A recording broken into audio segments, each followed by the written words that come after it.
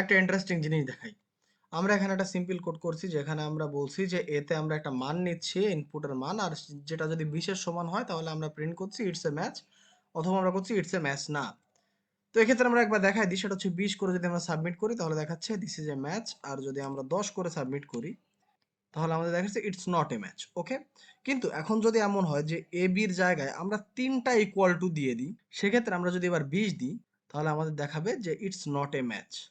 কারণ 3টে equal to মানে হচ্ছে স্ট্রিক্টলি ইকুয়াল, আর স্ট্রিক্টলি ইকুয়াল মানে হচ্ছে শুধু মিললে হবে না, তাকে ডাটা টাইপেও মিলতে হবে। এক্ষেত্রে আমরা ইনপুটে কিন্তু টেক্সট নিচ্ছি, যার মানে হচ্ছে ইনপুট নিচ্ছি আমরা একটা স্ট্রিং, আর এখানে আমরা যেটা করতেছি সেটা আমরা করতেছি একটা নাম্বার সাথে কম্পেয়ার।